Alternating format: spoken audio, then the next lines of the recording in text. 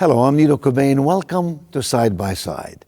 My guest today travels the world looking for what he calls the wow in designing furniture. His ideas are sparked by the beauty he discovers in a forest, a stream, a cave, a mountain, or even a construction site.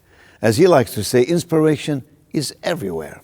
He has turned his inspiration into a family business known worldwide, and it's based right here in North Carolina. Today we'll meet Mark Phillips, the founder and CEO of the Phillips Collection. Funding for Side by Side with Nito Cobain is made possible by... We started small, just 30 people in a small town in Wisconsin. 75 years later, we employ more Americans than any other furniture brand. But none of that would have been possible without you. Ashley, this is home. For 60 years, the Budd Group has been a company of excellence, providing facility services to customers, opportunities for employees, and support to our communities. The Budd Group. Great people, smart service. Coca-Cola Consolidated is honored to make and serve 300 brands and flavors locally. Thanks to our teammates. We are Coca-Cola Consolidated, your local bottler.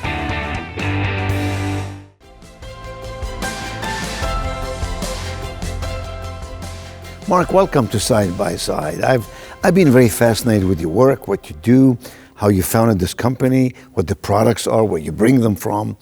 And I want you to just educate us. What is it that Phillips Collection does that is different than, distinctive in its own way? What is that product line?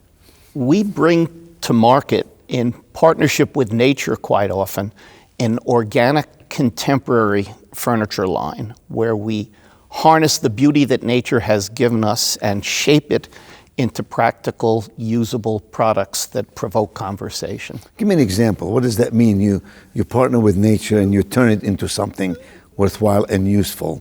We will look at the roots of a long ago felled tree. A teakwood tree that was harvested in Thailand has a root structure that goes out as far as the tree is tall. So a 100-foot tall tree would have a root that's 100 foot in diameter. We dig up those roots and we carve them and cut them into coffee tables, dining tables, sculpture, and try to be able to share neglected pieces of nature that are really quite spectacular. That's very interesting. So you also plant lots of trees in Thailand. I read somewhere where you've planted thousands and thousands of trees.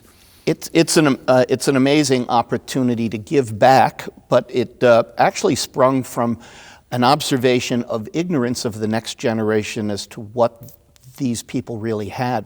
I was in northern Thailand, and my main supplier there had to leave to go see a school for his child there, an elementary school, and I said, "Oh, I'd love to see what you have." And I went there, and it's a beautiful campus, quite poor, and surrounded by magnificent trees. And I asked the students, "Can you tell me what this tree is?" And they said no. And I said, "Do you want to do what your father does?" And they said no.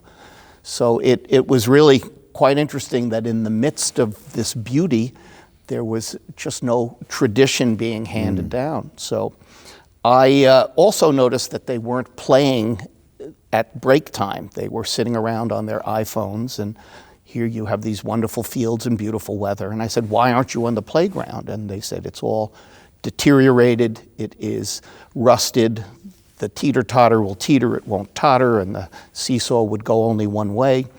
So I made a bargain with them.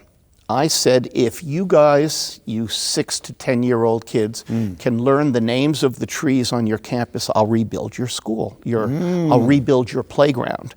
And it was a modest expenditure, but they set up a botany class. They took the name of each tree in Thai and wrote it on a piece of paper and hung it from that tree. And the next class would come out and say, "Oh, mango tree" in Thai. And when I came back in 3 months, it was a very popular course and they had aced it. So we began to talk about awareness of what nature has around it. And they said, "Why don't we have more trees?" And I said, "That's a wonderful idea. Let's plant trees together." And I was able to gather 400 people to each plant 15 saplings. It's a modest undertaking. 10 minutes to dig a hole, put the sapling in, get some water. But 400 times 15, pretty soon we had 6,000 trees planted. It took a day. The military was involved, the teachers, the students, the workers, the farmers, the teachers. It was an amazing collaboration, and it opened my eyes as to how much good can be done with easy effort. Mm-hmm. But you majored in economics, not in biology or botany or anthropology or any of those. What got you interested in all this? It's an accident of circumstance. I'm married to an architect. My son is an industrial designer. My daughter Jessica, who is also involved in the business, has a passion and an understanding for fashion and design. That's not my strength. I'm the pragmatist, and I can see the opportunity, so I think without some of the limits that others have, that wouldn't this route look great if it were on a wall? And so we have these spiral patterns or magnificent things that you look at and you have to have a double take. So I don't pretend to be a designer. I'm smart enough to have developed good taste, but it's not inherent in me. My wife looks at a floor plan and understands the corner. I have to stand in the corner to imagine what she's describing. My son, who is an award-winning designer, is with a degree in industrial design, is colorblind. So he, wow. So, but you know, that hasn't been a limitation to form and function, and he sees degrees, but it's interesting what collaboration can do to create and overcome the weaknesses or gaps in others. Interestingly, we have recently had a serious partnership with Artists with Abilities, where we are working with... What does that mean, Artists with Abilities? We are working right now with some groups in Winston-Salem with children that have special needs. I see. And haven't... This is the name of a group, Artists with Abilities. It's the moniker we've given it. I see. Because these kids have special abilities. And the fact that you don't have the movement of your hand or the ability to construct sentences has nothing to do with the ability to create beautiful things. So we have had a very interesting partnership where we take pieces from Phillips' collection and we give them the paints, and with their art teacher, ask them to go at it, and they create things that others wouldn't expect. Wow. And we offer them for sale unapologetically at the High Point Furniture Market, which is the big event in High Point for retailing of, or wholesaling of furniture. And the pride and joy and offering is just incredible. Nobody told them that black can't go with brown. So they do things that you can't imagine. I was struck by one young lady who has severe limitations of her hands, and she was holding a camera like this. And I don't even know how she was able to take the photos, but when I looked at her output, the vision she had for framing the items, it was mind-blowing. So it's a great opportunity to coax beauty out of nature, out of study, out of science, and out of the abilities of unexpected. And not everything that you create comes out of the root of a tree. No. There are other products from other sources. Correct. We can't starve. We have to have more practical products. Not everybody wants a 12-foot long live edge table that weighs 800 pounds. In fact, part of our capabilities is to ship and pack 800-pound tables. Why not get into the 800-pound stone business? So we have expanded not just from roots, but where we have a product called Origins, to where we mine minerals and shape them into exciting, unexpected, and brilliant forms. What part of the world is that? That's Brazil, Mexico. Some of our products actually come from Afghanistan and Congo, so it's interesting where great minerals are And your found. customer base is home furnishings, or is it commercial? Is it hospitality? Who uses these Great products? question. Our best customer is a designer who understands but the ultimately, imperfection, and that goes into better quality, higher-end retail establishments, and we have a great foray into hospitality and into restaurants that want conversation-provoking products. They want the stay there to be memorable. We have 20-foot-long conference tables that we make, and we always use a single slab of wood. It's very hard to get nature to cooperate, and we never cut down trees to make our product. We have arrangements to buy the trees that have to be cut down when roads are widened, when hospitals are being built, when schools are there. So we have a local bank that we provided a couple of conference tables to, and it's quite easy for us to add USB ports and power and make these functional. And they came back after 6 months and said, "Mark, I have a complaint." I said, "What is it?" He says, "Everybody comes in, loves the table. 6 months later, they come back. Nobody remembers the agenda. Everybody remembers the table." Good for you, right? So it's good for us. You. So where would I see your products generally? And they're not all a large table, right? Some of them we have accessories and tabletop. We have great retail partnerships with people like Restoration Hardware. You'll find some of our products at the better retailers throughout. Locally, we have a terrific partnership with Furnitureland South. And you have showrooms in, I assume in High Point, but where else? Also in Las Vegas and Dallas. We are in the airport. We have exhibited in many of the shows that are in facilities and conference centers, like the in New York Javits Center, when they have shows for designers or architects. Atlanta Gift has been a great place for us as well. What is the biggest challenge in your business? Is it marketing the product? Is it sourcing the product? Is it getting people who can work on the product? What challenges you? Can I say all of those? Yeah. But you're asking for biggest. People are your business, and we would be nothing without the loyalty and talent of and we've had remarkable retention, but it's harder as we have grown to find people that have the work ethic and sensitivity and longer term horizon that we need. So the product, interestingly, there are always hiccups in supply chain, and these gracious pieces are disappearing, and we want to be mindful of our stewardship and what we can do. But we have managed to continue to find new sources as we go into the mines of Brazil and bring out amethyst, or the rivers of Indonesia, where we find incredible neglected pieces. The hardest thing for us to do is to scale our business.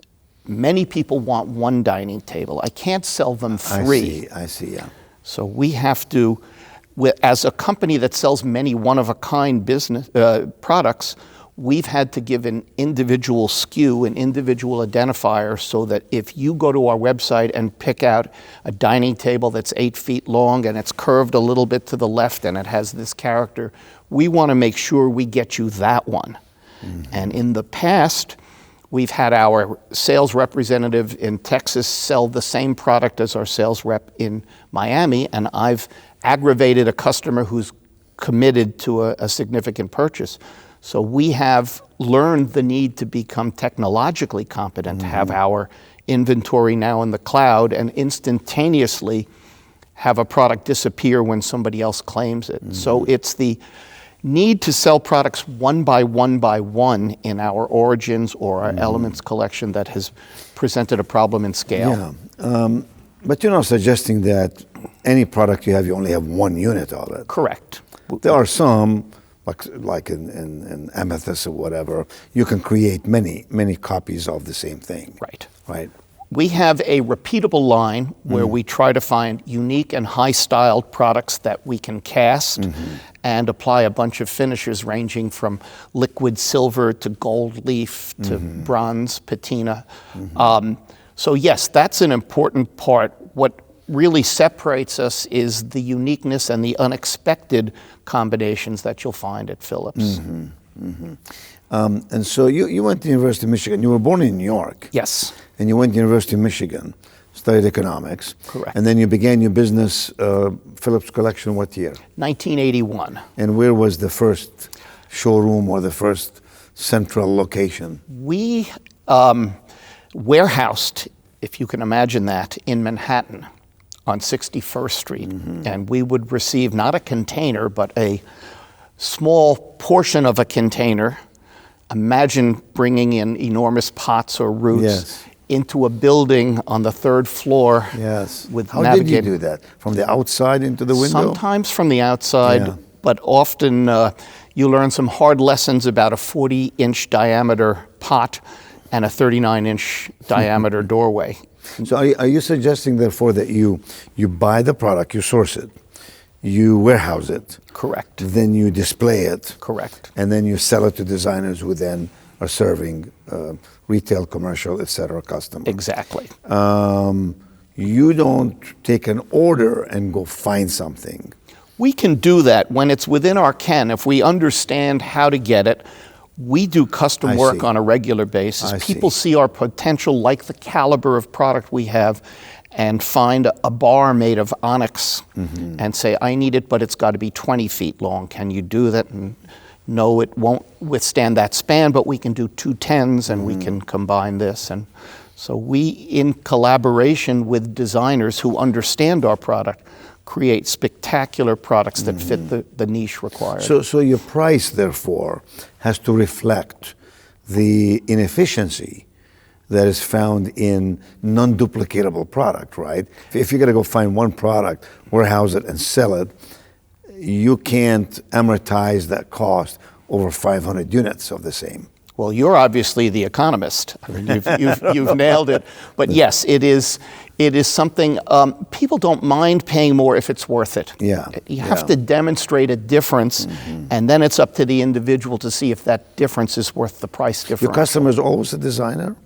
No, but best a designer. I And see. now, as we are selling through some of the major retailers, and it is, of course, accepted by the public, so it has to meet with their I approval. mean, I asked the question because designers typically have more leeway in pricing and so on. They're trying to create something unique, distinctive, fit a certain design or placement in a certain location, and therefore, you're going to do better with a designer than with a retail customer like me going in and saying, "Hey, I like that. And, oh my gosh, it costs that much." We'll do better, and you'll do better if you recognize the need and the contribution of the designer. So, but as our business grows and as our digital muscles improve, we are doing more and more outreach on the internet. So we have to be very careful. You don't have an e-commerce business. Not B2C, not business to consumer, Right. but business to business. I see. But when we market a product through Wayfair, the consumer is seeing our image. He's ordering it through Wayfair or through one of our retail partners or Right. through the designer. So if I go online and go to Wayfair, the founders of whom, by the way, I know and you know. Yes. Again, another innovative duo that had an idea and went out for it. I see it online, I see a picture of it online, and I order it. Yes. I'm assuming you have it in the warehouse. They will only take products that are on stock or a reliable history of delivery Because they're looking dates. for a quick turnaround delivery. And they are looking to not disappoint the customer. Yes, yes, Today, yes. everybody, I mean, next day is not even good enough sometimes. Yes, and, yes. and in our product, when you buy a particular dining table, it takes us 2 days to prep it. The photo that you see that we took when we unloaded it in the container is nowhere near as beautiful as the product you're going to get because we deluxe every one 100% Where do QC. you do that? In our showroom in our warehouse, in High Point. I see. Where we Where do you have get the craftspeople to do that? Actually, we have a few inspired, experienced craftspeople, but we have trained and have tenured carpenters. We have 6 full-time carpenters who make sure that everything is level, that any potential problems with a big, thick piece of wood are adequately dried and have the protective, we call them butterflies, so that when you have a live edge product that's thick and comes from a rainforest, there are special considerations. Yes. The real torture test for us is selling a product in Denver. When a product goes to Colorado, they have dry, they have heat, they have snow, they have freezing, they have wet.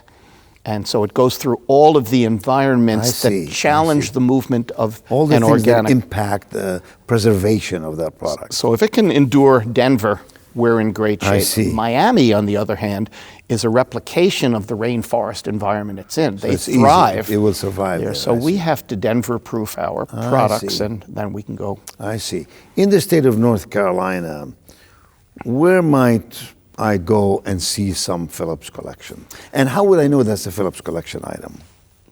Interesting. We both market anonymously and proudly with our name where the retail partner allows it. The best representation would be Furnitureland South, who is a 1 million square foot largest furniture store in the world that has a significant sprinkling of our product throughout, with everything from their hospitality entrance to their sleep center, wall art, to dedicated showrooms that have Phillips collection. So you can see our product in a Furnitureland vignette or in a Furnitureland room.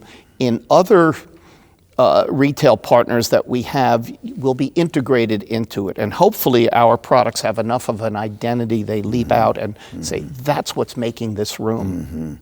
But in terms of finding it in a final placement in North Carolina, where would I see it? Do I see it in a museum, in a university, in a business headquarters? You can. It's hard to see it in consumers' homes because that's quite a private moment. Right. But we have been had a wonderful opportunity to play certain pieces Yes. here. You will see it frequently in restaurants, in hotels, Yes. as well as homes throughout. And how would I know it's a Phillips collection item? Give us one or two descriptors, if you will. Well, I acknowledge the fact it's unique, distinctive. You know, I mean, I think I can spot some of your Yes. products. But if I've never known the Phillips collection, what are some of the distinctive elements that would say, that's a unique product. That looks like it could be a Phillips collection item. There has to be a reference to nature, and there has to be something unexpected. Always a reference to nature, whether it's a stone, whether it's wood.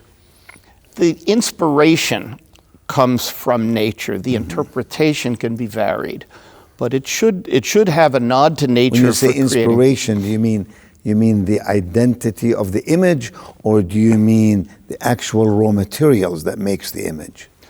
I'm more referring to the image and not the raw material. Okay. I mean, we try in our origins and elements lines to use only natural material, but we have casting capabilities and I see. ceramic and Yeah. that allow us to show things. You have a deeper, wider product line. And We so on. have almost 8,000 SKUs. Wow. Stock keeping units. Wow. So it's quite hard. Many of them are one of a kinds, but we are technologically very efficient, and we keep track of our inventory, and we keep track of our ability to present this remotely. That's our goal. How can we create more business rather than just the incredible jaw-dropping impact of walking into our showrooms and seeing things of a scale and proportion and combination that are totally unexpected? You're a founding member of the Sustainable Furnishings Yes. Council. What is that? What does it do? We want to be mindful that these great treasures that we find are not infinite. And we want to be, fortunately my kids are my partners, and they are spearheading all of the green thinking that has to be a part of businesses as they grow, and what we can do to give back. Sustainable furnishings makes us think, what can we do to not waste? How can we transport this more easily? How can we monetize not just the root of a tree, but the trunk or the crown? The crown is where the trunk turns into the beautiful branches. And You use all of it, in other words. we invest a great deal of effort and time to use everything. And the sawdust is used to fire the kiln. And the chips and fragments of teak wood we are now using we have a line called Teak Slice, where we take the end cuts and piece them together and create conventional shapes, round tables, and we're always looking to find ways to create things. This is a specialty of my son Jason, who is our industrial designer. And I said, I'm finding a lot of these capabilities. You figure out how we can scale it. And he'll take an unusable root of a tree, which and figure out how we could adhere a metal shelf to it, and all of something that would be neglected or thrown away or used as kindling can be something of beauty and can be remarkable, which is an important part of what we want. What you do is fascinating because it's innovative, it's creative, it's enterprising. But you've taken nature. You said, I love your term. We partner with nature. You've taken that and you've said, how do I multiply it? How do I extend it to as many uses as possible through as many environments and sectors as possible? And yet, I suspect, make it affordable and lasting in its beauty and its usefulness. Mark, what fascinates me about our state of North Carolina is that we have so many people who have great ideas. And Phillips Collection is just a great idea. You had an idea and you took a risk, clearly, from being in New York to begin with and then expanding worldwide. And you've employed a lot of people and done a lot of things. And for that, I honor you, my friend, and I thank you very much for being with me today on Side by Side. Funding for Side by Side with Nito Cobain is made possible by We started small, just 30 people in a small town in Wisconsin. 75 years later, we employ more Americans than any other furniture brand. But none of that would have been possible without you. Ashley, this is home. For 60 years, the Bud Group has been a company of excellence, providing facility services to customers, opportunities for employees, and support to our communities. The Bud Group. Great people, smart service. Coca-Cola Consolidated is honored to make and serve 300 brands and flavors locally. Thanks to our teammates. We are Coca-Cola Consolidated, your local bottler.